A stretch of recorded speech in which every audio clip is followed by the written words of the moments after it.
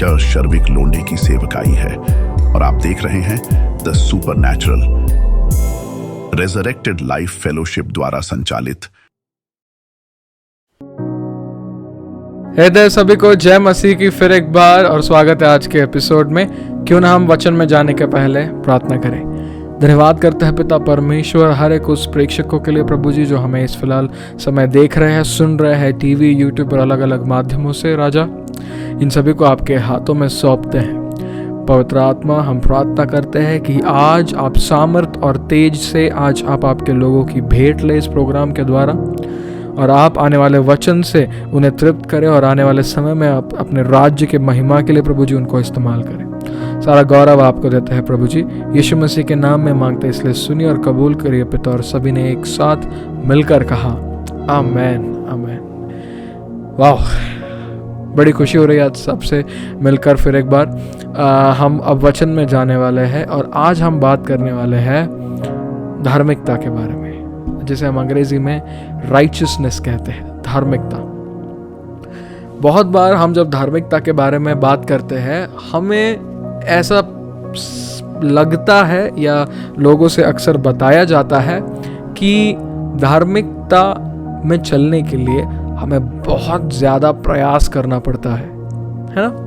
कि मतलब धर्मी ठहरने के लिए हमें उन लोगों की तरह बर्ताव करना पड़ता है जो पुराने नियम में जिस तरीके से किया जाता था, है ना। लेकिन हमें इस बात को समझना ज़रूरी है कि अब हम न्याय व्यवस्था के अधीन ना होकर यीशु मसीह के अनुग्रह के अधीन है। हालेलुया। क्यों ना हम आज वचन में जाएंगे। मेरे साथ खोलिएगा अपने पवित्र शास्त्र को, दूसरे कुरिन्थियों 5वां अध्याय 21वां वचन। दूसरे कुरिन्थियों 5वां अध्याय और 21वां वचन। दूसरे कुरिन्थियों 5:21। ठीक है, क्यों ना हम साथ में पढ़े। यहां पे लिखा है, जो पाप से अज्ञात था उसी को उसने हमारे लिए पाप ठहराया। यहाँ पे यीशु मसीह की बात हो रही है ना। क्या लिखा है? जो पाप से अज्ञात था, मतलब क्या? जिसने कभी पाप नहीं किया। सबको पता है ना, यीशु मसीह ने कभी पाप नहीं किया। उनका जन्म भी सीधा पवित्र आत्मा के द्वारा हुआ था। हालेलुया। परमेश्वर के वचन में, सुसमाचारों के पत्रियों में वचन लिखता है, वचन कहता है कि मरियम पवित्र आत्मा के बच्चे से गर्भवती थी। अंग्रेजी में Mary conceived a child of the Holy Spirit. पवित्र आत्मा ने यीशु मसीह को मरियम के कोख में रखा था। हालेलुया। यीशु मसीह ने कभी पाप देखा नहीं, कभी पाप जाना नहीं, कभी पाप किया नहीं, इसका मतलब। तो इसलिए वचन यहाँ पे कहता है, जो पाप से अज्ञात था उसी को उसने हमारे लिए पाप ठहराया कि हम उसमें होकर परमेश्वर की धार्मिकता बन जाए। ठीक है, हो सकता है कि वचन तुरंत ना समझे। मैं उसी लिए आपसे हर रोज मिलता हूं कि आपको वचन ठीक से समझा पाओ। अब हम अगले वचन में जाएंगे, फिर हम आखिर में फिर एक बार जो अभी हमने वचन पढ़ा हम फिर एक बार वहां आएंगे। ठीक है, मेरे साथ अपने पवित्र शास्त्र को खोलिएगा। यूहन्ना माफ करिएगा, पहला यूहन्ना की पत्री, उसका 2 अध्याय 29वां वचन।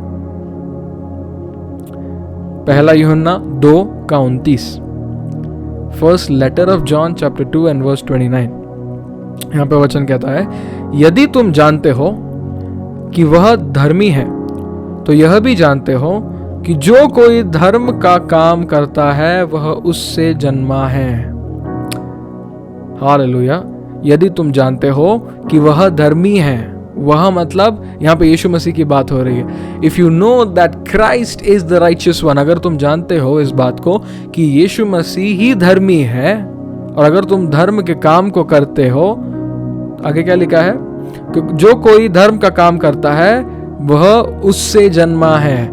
Whoever practices righteousness, यानी कि जो भी धार्मिकता में चलता है वो व्यक्ति उससे जन्मा है। पास्टर आप क्या कह रहे हो, समझ में नहीं आ रहा है। बहुत आसान बात है। अभी समझ लीजिएगा, बड़ा ही सर्दी का महीना चल रहा है, ठंड है, लोग बहुत स्ट्रगल कर रहे हैं काफ़ी हम ऐसे लोग देखते हैं जो सड़क पर सोते हैं, जिनके घर नहीं होते, जिनके आगे पीछे उनकी देखभाल करने वाला कोई नहीं होता है। ऐसे हालातों में एक कोई कलीसिया खड़ा होकर कहेगा या कोई कुछ समुदाय लोगों का खड़ा होकर कहेगा कि हम क्या करेंगे, इन लोगों की मदद करेंगे। कैसे मदद करेंगे? इनके लिए कंबल लेके जाएंगे, इनके लिए खाना लेके जाएंगे, इनके लिए हम कुछ ऐसी चीज़ें लेके जाएंगे जो उनको हर रोज़ के जीवन में वो यूज़ कर सके, उसका इस्तेमाल कर सके, क्योंकि वो नहीं कर पा रहे हैं, है ना। तो उनकी हम हेल्प कर देंगे। अब ये क्या हो गया, उन लोगों ने इस चीज़ का निश्चय लिया कि हम क्या करेंगे, हम धार्मिकता में चलेंगे। ये धार्मिकता का काम है। क्या धार्मिकता का काम है? किसी भूखे को खिलाना, है ना, किसी की मदद करना, किसी का भला करना, ये धार्मिकता के काम है। इसके लिए परमेश्वर का वचन क्या कहता है? जो भी धार्मिकता का काम करता है वह उससे ही जन्मा है, यीशु मसीह से जन्मा है। आपको एक बात को समझना है, सबसे उत्तम अगर कोई व्यक्ति इस पूरे दुनिया में है जो धार्मिकता में चलते हैं, उनका नाम है यीशु मसीह। उनसे बढ़कर कोई धार्मिक नहीं है, ठीक है। उनसे बड़ा कोई धार्मिकता में चलने वाला नहीं है। जब मैं धार्मिक कहता हूं, मेरी बात को ध्यान से सुनिएगा, मैं धर्म का धार्मिक मैं वो नहीं बोल रहा हूं, मैं धार्मिकता का धर्म, मैं उस धार्मिकता की बात कर रहा हूं, ठीक है। तो कृपया करके इन दोनों के बीच में गड़बड़ाना नहीं, ठीक है। मैं धर्म के बारे में बात नहीं कर रहा हूं, धार्मिकता के बारे में बात कर रहा हूं। हाँ, यीशु मसीह किसी धर्म को स्थापित करने नहीं आए।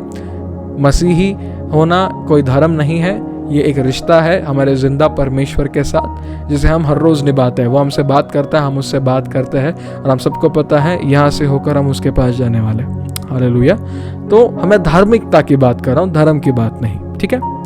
हाँ, तो यहाँ पे लिखा हुआ है, यदि तुम जानते हो कि वह धर्मी है तो तुम यह भी जानते हो कि जो कोई धर्म का काम यानी कि धार्मिकता का काम करता है वह उससे जन्मा है। हालेलुया। आपके दिल में नेक ख्याल आता है कि मुझे उस गरीब की मदद करनी चाहिए, मुझे ये करना चाहिए, वो करना चाहिए। अगर आपका दिल एक तीव्र इच्छा को रखता है धार्मिकता के काम करने के लिए, आपको इस बात को समझना है कि आप उससे जन्मे हो। आपका नया जन्म प्रभु में हुआ है, ये एक उसका चिन्ह है। हालेलुया। पर पास्टर जी, आप पहला वचन जो हमने पढ़ा, आप उसका अर्थ बता ही नहीं रहे हो। बताऊंगा। अब मेरे साथ अपने पवित्र शास्त्र को खोले, रोमियो की पत्री उसका 10वां अध्याय उसका वचन 1 से 4 पढ़ेंगे। रोमियो की पत्री 10वां अध्याय 1 से 4 पढ़ेंगे। यहां लिखा है, हे भाइयों, मेरे मन की अभिलाषा और उनके लिए परमेश्वर से मेरी प्रार्थना है कि वे उद्धार पाए, क्योंकि मैं उनकी गवाही देता हूं कि उनको परमेश्वर के लिए धुन रहती है, परंतु बुद्धिमानी के साथ नहीं। काफी लोग परमेश्वर की धुन में लगे हुए होते हैं पर बुद्धिमत्ता के साथ नहीं। कहने का मतलब है, उन्हें परमेश्वर के लिए बहुत कुछ करना है। हमें प्रभु के लिए ये करना है, हमें प्रभु के लिए वो करना है, हम प्रभु के लिए ये करना चाहते हैं, वो करना चाहते हैं, ऐसा करना है, वैसा करना है, लेकिन बुद्धिमान होकर वो इन चीजों को नहीं करते हैं, जोश से करते हैं, होश से नहीं करते। दिक्कत ये है, हमें बुद्धिमत्ता से काम लेना है। आमीन। क्या लिखा है यहाँ पे? क्योंकि वे परमेश्वर की धार्मिकता से अनजान होकर और अपनी धार्मिकता स्थापित करने का यत्न करके परमेश्वर की धार्मिकता के अधीन न हुए। आपको और मुझे किस धार्मिकता के अनुसार चलना है? पास्टर जी, मुझे एक भला काम करने का बड़ा अच्छा सुविचार आया, क्या मैं करूं? बिल्कुल करिए, अच्छी बात है। किसी का भला करना अच्छी बात है, करिए, हमेशा करिए। लेकिन इंसानी धार्मिकता और परमेश्वर की धार्मिकता में बहुत फर्क होता है। क्यों? क्योंकि जब इंसान किसी चीज को धार्मिकता की नजर से देखता है, शायद उसके लिए कुछ ऐसी और एक चीज हो सकती है जो असल में धार्मिकता की है, पर उसकी नजर में वो धार्मिकता की नहीं है। ऐसा भी हो सकता है। उदाहरण दूंगा आपको मैं। हम सबको पता है कि कुछ ऐसे बच्चे होते हैं जिन्हें हम रोज हमारे घर के बाहर निकलने के बाद देखते हैं, जो सिग्नल्स पर आकर कुछ पैसे मांगते हैं, है ना। कुछ लोग कहते हैं इनके आगे पीछे कोई नहीं है, बच्चे हैं, उनकी मदद कर देते हैं, उन्हें कुछ खाने के लिए या पैसे कुछ दे देते हैं। कुछ लोग ऐसे होते हैं जो सिनेमा देखने के बाद आके बोलते हैं कि इन लोगों का गैंग होता है, ये बच्चों को ज़बरदस्ती भीख मंगवाते हैं, इनको हम पैसे नहीं देंगे। इस प्रकार से भी लोग बोलते हैं। अब परमेश्वर की नज़र की अगर बात करें, वो भले ही किसी गैंग वाले उनको कंट्रोल कर रहे हो बच्चों को, या उनको ज़बरदस्ती भीख मंगवाया जा रहा हो, या कुछ भी हो, वहाँ पे वो मुद्दा नहीं है। मुद्दा ये है कि एक ऐसे व्यक्ति ने आके आपको एक ऐसी चीज़ पूछी है जो उसके पास नहीं है और आपके पास है, और वो आपको आपका आधार कार्ड तो नहीं मांगने वाले मांगेंगे तो पैसा मांगेंगे, पानी मांगेंगे या खाना मांगेंगे, है ना। और पैसा भी कौन सा आपका जायदाद मांग रहे हैं, थोड़ा पैसा मांगते हैं, भीख मांगते हैं। छोटे छोटे बच्चे, बड़ा बुरा लगता है उनको देख के। अब कुछ लोगों की नज़र में धार्मिकता क्या है, नहीं इनको पैसे नहीं देंगे, इनको अपन खाना देंगे। मैं विरोध में नहीं हूँ, बस मैं बता रहा हूँ कि लोग क्या सोचते हैं, है ना। लोग बोलते हैं कि इनको खाना देंगे, पैसा नहीं देना। पैसे का ये लोग गलत इस्तेमाल करते हैं, इनसे इनके जो गैंग वाले हैं ये इनका पैसा निकाल लेते हैं, तकलीफ देते हैं, तो हम पैसे नहीं देंगे, खाना देंगे। तो किसी की नज़र में वो धार्मिकता है, तो किसी की नज़र में कुछ और धार्मिकता है। इंसानी नज़र से धार्मिकता की परिभाषा बदलते जाती है, और लोग समझ नहीं पाते कि धार्मिकता में क्या चीजें गिनी जाती है और क्या नहीं गिनी जाती है। वरन परमेश्वर की धार्मिकता बहुत अलग है। इसलिए मैंने कहा इन हमारे धार्मिकता में और परमेश्वर के धार्मिकता में जमीन आसमान का फर्क है। यहाँ पे परमेश्वर का वचन क्या कहता है, हमने अभी पढ़ा, क्योंकि वे परमेश्वर की धार्मिकता से अनजान होकर और अपनी धार्मिकता स्थापित करने का यत्न करके परमेश्वर की धार्मिकता के अधीन न हुए।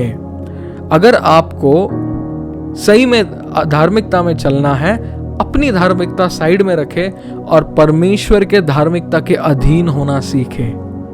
हालेलुया। पास्टर जी, हम परमेश्वर के धार्मिकता के अधीन कैसे हो सकते हैं? बाइबल में कोई अध्याय है जहां में लिखा है कैसे करना है, क्या करना है? नहीं, ये परमेश्वर की धार्मिकता एक रहस्य है जो आपको और मुझ तक वो आकर खोला गया है। सच में पुराने नियम में किसी को नहीं पता था कि परमेश्वर कैसे न्याय कर रहा है। मतलब अगर कोई इतना अच्छा सेवा कर रहा है, बट अगर उसने गलती की, परमेश्वर का आग आता है, उनको भस्म कर देता है। आज के ज़माने में लोग सोचेंगे कि इतना तो उसने पहले सेवा किया, तो प्रभु ने वो सोच के क्यों माफ़ नहीं किया। ऐसी कैसी परमेश्वर की धार्मिकता। और वचन में देखते हैं तो वचन तो कहता है कि वो धर्मी परमेश्वर है, वो धार्मिकता से न्याय करता है ना। ही जजेस राइचियसली, धार्मिकता से न्याय करता है। करेक्ट। क्योंकि मैंने वही आपको बोला, इंसानी नजर के अनुसार धार्मिकता की परिभाषा हर इंसान की अलग हो सकती है। परमेश्वर की धार्मिकता अलग है, और हमें अगर उस धार्मिकता में परिपूर्णता से चलना है तो हमें उस धार्मिकता के अधीन होना बहुत अनिवार्य है। हम परमेश्वर के धार्मिकता के अधीन न होकर उसकी धार्मिकता में कभी नहीं चल सकते, कभी नहीं चल सकते। यहाँ पे आगे क्या लिखा है, क्योंकि हर एक विश्वास करने वाले के लिए धार्मिकता के निमित्त मसीही व्यवस्था का अंत है। हाँ, मैंने अभी भी कहा, परमेश्वर की धार्मिकता एक ऐसा रहस्य है जो आपके और मेरे तक आकर हमारे सामने उसको खोला गया है, उसको प्रकट किया गया है। कैसे पास्टर आप पूछते हो? फिर एक बार इसे ध्यान से पढ़िएगा। अब मैं पढ़ूंगा, धीरे धीरे ध्यान से सुनिएगा, ठीक है। यहाँ पे लिखा है, क्योंकि वे परमेश्वर की धार्मिकता से अनजान होकर और अपनी धार्मिकता स्थापित करने का यत्न करके परमेश्वर की धार्मिकता के अधीन न हुए। क्योंकि हर एक विश्वास करने वाले के लिए धार्मिकता के निमित्त मसीह व्यवस्था का अंत है। आप और मैं विश्वासी हैं, सही बात है। हम यीशु मसीह में विश्वास करते हैं कि वो परमेश्वर का पुत्र है, हमारे जीवन का परमेश्वर है। वो आए, हमारे लिए जिए, हमारे लिए मरे, फिर एक बार पुनरुत्थानित हुए और स्वर्ग में चले गए और फिर एक बार आने वाले हैं। हालेलुया। हम इस सच्चाई में विश्वास करते हैं, है ना। तो यहाँ पे क्या लिखा है, क्योंकि हर एक विश्वास करने वाले के लिए, आपके और मेरे लिए ये वचन है, ठीक है। आपके और मेरे लिए वचन कहता है, धार्मिकता के निमित्त मसीह व्यवस्था का अंत है। यीशु मसीह जो है वो न्याय व्यवस्था जो मूसा को दी गई थी उसका अंत है। अंत मतलब पूर्ण विराम, खत्म, उसके आगे कुछ नहीं है। प्रॉब्लम क्या है, जैसा मैंने पिछली बार भी कहा था, नए नियम में जीते हुए हम पुराने नियम की चीजों को नए नियम में लाते हैं। हाँ, अनुग्रह के अंदर हम क्या करते हैं, व्यवस्था को लाते हैं। इसलिए हमारा जीवन दोनों में गड़बड़ी में चलता है, क्लैरिटी नहीं मिलता है, किसी चीज को हम साफ रूप में समझ नहीं पाते, हमेशा उलझे हुए रहते हैं। क्यों? हम दोनों को एक साथ ला रहे हैं ना। नहीं हो सकता, नहीं हो सकता है। अगर आज के जमाने का टच स्क्रीन फोन है ना, आप सबके फोन टच स्क्रीन है अगर मैं गलत नहीं हूं, है ना। आप सब लोग यूट्यूब पे देख रहे हो, व्हाट्सएप चलाते हो, अलग अलग ऐप चलाते हो, है ना। अगर आपके फोन के अंदर आपने पुराने फोन की बैटरी डाली, चलेगी क्या? नहीं चलेगी ना। 10 साल पुराना जो फोन था आपका, उसकी बैटरी निकाल के नए फोन में डालोगे आज के जमाने में, तो क्या आपका फोन चलेगा? नहीं चलेगा। बैटरी खराब है? नहीं। नया फोन खराब है? नहीं। फर्क यह है कि ये दोनों अलग है। दोनों फोन है पर दोनों अलग है। ये दोनों इकट्ठा नहीं चल सकते, दोनों अपनी जगह पे बराबर है। ये भी एक नियम है, पुराना नियम, एक ये भी नया नियम, एक नियम है ना। ये एक पुराना वाचा है, नया वाचा है ना। लेकिन आप नए के अंदर हो, पुराना नए के अंदर मत लेके आओ, दोनों बंद पड़ा रहेगा, कुछ नहीं चलेगा। हालेलुया। इसलिए बहुत महत्वपूर्ण है कि आप समझे कि न्याय व्यवस्था का अंत यीशु मसीह खुद है। हालेलुया। मलाकी का पुस्तक न्याय व्यवस्था का अंत नहीं है। यीशु मसीह उस दिए हुए न्याय व्यवस्था का अंत वो खुद है। अब पास्टर आप पूछोगे तो इससे धार्मिकता का क्या लेना देना है? बहुत आसान है। पुराने नियम में परमेश्वर की धार्मिकता लोग समझ नहीं पाते थे, कैसे कर रहा है, क्यों कर रहा है, परमेश्वर चाहता क्या है, समझ नहीं पाते थे लोग, है ना। इसलिए जब शमूएल इजराइलियों के पास आया दाऊद को चुनने के लिए, शमूएल उस समय में इजराइल का सबसे बड़ा नबी था, मतलब उससे सीनियर, उससे बुजुर्ग नबी पूरे इजराइल में नहीं था। जब वो आया जैसी के घर पे, लोगों ने देखा शमूएल आया है, लोग डर गए। लोगों ने पूछा, क्या आप शांति में आते हो? शमूएल ने बोला, हाँ मैं शांति में आता हूँ। क्यों? क्योंकि शमूएल परमेश्वर का भविष्यद्वक्ता था। उसके मुंह से अगर परमेश्वर कोई एक ऐसी चीज बोल ले, अच्छी चीज, तो मतलब ठीक है, पर अगर न्याय भरा कोई चीज निकले जिसमें सामने वाले इंसान का अगर पता नहीं क्या हो जाएगा, तो लोग डरते थे। क्यों? क्योंकि परमेश्वर का न्याय सही बात है, वो तो 100% गलत नहीं है, कभी नहीं था, अभी भी नहीं है, कभी होगा भी नहीं, क्योंकि वो परमेश्वर है, राजाओं का राजा है।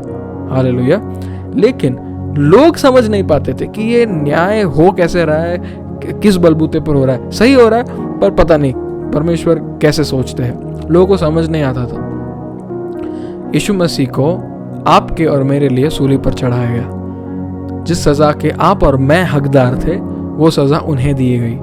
जिस न्याय के आप और मैं हकदार थे, वो न्याय उन पर किया गया और हमें निर्दोष ठहराया गया और बाई इज्जत बरी कर दिया गया। इसका परिणाम क्या था कि परमेश्वर की धार्मिकता के लिए, उसके निमित्त, यानी कि परमेश्वर की धार्मिकता को हमारे जीवनों में उत्पन्न करने के लिए यीशु मसीह को न्याय व्यवस्था का अंत बनाया गया। हालेलुया। और उसके बाद जब हम फिर एक बार आकर शुरुआत में हमने जो वचन पढ़ा वो पढ़ते हैं, 2 कोरिन्थियों 5:21। 2 कोरिन्थियों 5:21 क्या लिखा है? जो पाप से अज्ञात था उसी को उसने हमारे लिए पाप ठहराया। यीशु मसीह पर आपके और मेरे पाप को नहीं डाला परमेश्वर ने, यीशु मसीह को पाप बनाया, उसको पाप ठहराया। वचन कहता है कि हम उसमें होकर परमेश्वर की धार्मिकता बन जाए, कि हम यीशु मसीह में होकर परमेश्वर की धार्मिकता बन जाए। हालेलुया। आप मुझे पूछते हो पास्टर जी परमेश्वर की धार्मिकता कैसे दिखती है? मैं आपको एक आईना लेके आऊंगा और आपके सामने रखूंगा और बोलूंगा खुद को देख पा रहे हो? आप बोलोगे हाँ। मैं कहूंगा यह है परमेश्वर की धार्मिकता। आप और मैं परमेश्वर की धार्मिकता है। हालेलुया। कितना बड़ा सुसमाचार है हमारे लिए, कितनी बड़ी खुश खबर है यह हमारे लिए कि हम परमेश्वर की धार्मिकता है। अब परमेश्वर की धार्मिकता समझने के लिए कुछ ज्यादा पढ़ाई लिखाई करने की जरूरत नहीं है। इस सच को सिर्फ जानना है कि यीशु मसीह ने आपको और मुझे परमेश्वर की धार्मिकता ठहराया है, उस न्याय व्यवस्था का अंत बनकर। हालेलुया। एक आखिरी वचन में जाएंगे, फिर मैं आप सभी के लिए प्रार्थना करना चाहूंगा। पहला पत्रस उसका 2 अध्याय 24 से 25। पहला पत्रस उसका 2 अध्याय 24 से 25 क्या लिखा है? वह आप ही हमारे पापों को अपनी देह पर लिए हुए क्रूस पर चढ़ गया, जिससे हम पापों के लिए मरकर धार्मिकता के लिए जीवन बिताए। यानी कि आपको एक धार्मिक जीवन जीने के लिए अगर कुछ मेहनत करने की जरूरत है, आपको नहीं करनी पड़ेगी, क्योंकि यीशु मसीह ने आपके लिए वो ऑलरेडी कर दिया है। आगे पढ़ेंगे। उसी के मार खाने से तुम चंगे हुए, क्योंकि तुम पहले भटकी हुई भेड़ों के समान थे, पर अब अपने प्राणों के रखवाले और अध्यक्ष के पास लौट आए हो। हम कैसे परमेश्वर की धार्मिकता बन गए पास्टर जी? हमको खुद को ही नहीं पता चला। जिस क्षण आपने पश्चाताप किया, अपने पापमय जीवन से मन फिराया, यीशु मसीह के पास आए, उन्होंने आपको धोकर शुद्ध किया, यीशु मसीह को आपने आपका उद्धारकर्ता और परमेश्वर के रूप में स्वीकारा, सुसमाचार में विश्वास किया, आपका फिर एक बार नया जन्म हुआ, बपतिस्मा हुआ और आप परमेश्वर की धार्मिकता ठहराए गए। हालेलुया।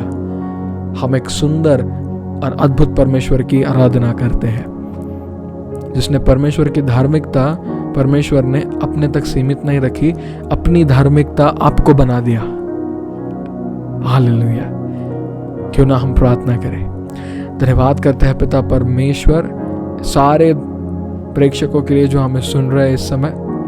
प्रभु जी, सर से लेकर पांव तक पवित्र आत्मा आपका सामर्थ्य उनके ऊपर आकर ठहरने पाए इसी समय, यीशु मसीह के नाम में हम इस दुआ को करते हैं। प्रभु, आने वाले समय में इस रहस्य को वो ग्रहण करके समझकर चलने पाए कि वो यीशु मसीह में धार्मिकता है परमेश्वर की। धन्यवाद करते हैं पवित्र आत्मा आपकी इस सुंदर सुंदर सेवकाई के लिए, वचन के लिए। हम इस वचन को केवल सुनने वाले ना बनने पाए प्रभु जी, पर करने वाले, जीने वाले बन पाए। सारा आदर, गौरव, महिमा, प्रशंसा केवल आपके नाम को देते हैं। यीशु मसीह के नाम में दुआ करते, इसलिए सुनिए और कबूल करिए पिता। और सभी ने एक साथ मिलकर कहा प्रभु आमेन, आमेन, आमेन। हालेलुया। परमेश्वर आप सभी को आशीषित करे। मैं बहुत खुश हूँ आज के वचन को आप में बांट कर, क्योंकि ये रहस्य आपको समझना मेरी सफलता है। और मेरे साथ साथ मेरे खास मित्र बड़े खुश हैं, उनका नाम पवित्र आत्मा है। हालेलुया। तो क्यों ना फिर एक बार हर एपिसोड की तरह आपको बताना चाहूँगा कि आपके स्क्रीन पर इस समय एक QR कोड आ रहा है। मैं विश्वास रखता हूँ कि हमारी सेवकाई के द्वारा परमेश्वर ने आपको छुआ है। फिर वो वचन के द्वारा हो सकता है या प्रार्थना करने के द्वारा हो सकता है। आपके जीवन में अगर आपने अनुभव किया कि परमेश्वर ने आपको छुआ है, तो कृपया करके इस QR कोड को स्कैन करें। जैसे ही स्कैन करोगे आपके कंप्यूटर या मोबाइल पर तुरंत एक फॉर्म खुल जाएगा। उस फॉर्म को अपनी निजी जानकारी के साथ भरें और नीचे आप अपनी गवाही को हमारे साथ बांट सकते हैं। आने वाले एपिसोड्स में हम प्रयत्न करने वाले हैं कि आपके गवाही को हम टीवी चैनल के माध्यम से या अलग माध्यमों से हम लोगों के साथ बांटें, ताकि जब वो दूसरों के साथ बांटी जाए, लोग जब उसको सुने, उनका विश्वास और अधिक ज़्यादा बढ़े और उनका आत्मिक जीवन और ज़्यादा सफल होने पाए। धन्यवाद करते हैं आप सब जुड़े। मिलता है अगले एपिसोड में। परमेश्वर की धार्मिकता का सुसमाचार अपने रिश्तेदारों को, दोस्तों को बताए वचन से, और तब तक के लिए ख्याल रखें। मिलते हैं अगले एपिसोड में। परमेश्वर आपको आशीषित करे। जय मसीह की। अगले 2 मिनट आपको यह एहसास कराने के लिए है कि आप बेदारी ला सकते हैं। आज दुनिया में लोग ठंडे दिल से चल रहे हैं। उन्होंने एक दूसरे के लिए खुशी, शांति और प्यार खो दिया है। वे यह समझने के लिए संघर्ष करते हैं कि उनके और उनके जीवन में क्या गलत है, लेकिन आप उनकी मदद कर सकते हैं। तुम मुझसे पूछते हो कैसे? यीशु को उनके टूटे हुए जीवन में लाने के लिए हमारे साथ साझेदारी करके। आपका भेंट हमें परमेश्वर के शब्दों से भरी ऐसी मीडिया सामग्री को फिल्माने में मदद करता है जो उनके जीवन का निर्माण और परिवर्तन करेगा। इतना ही नहीं, बल्कि हमें परमेश्वर के प्रेम और अभिषेक के साथ भारत के विभिन्न शहरों और राज्यों में भी ले जाता है। हम प्रार्थना सभाओं की व्यवस्था और आयोजन भी करते हैं। आज मौका है बेदारी लाने का। आज हमारे साथ भागीदार बने और बेदारी जनक बने। हमारे साथ साझेदारी करने के लिए इस QR कोड को स्कैन करें। कृपया फॉर्म सही से भरें।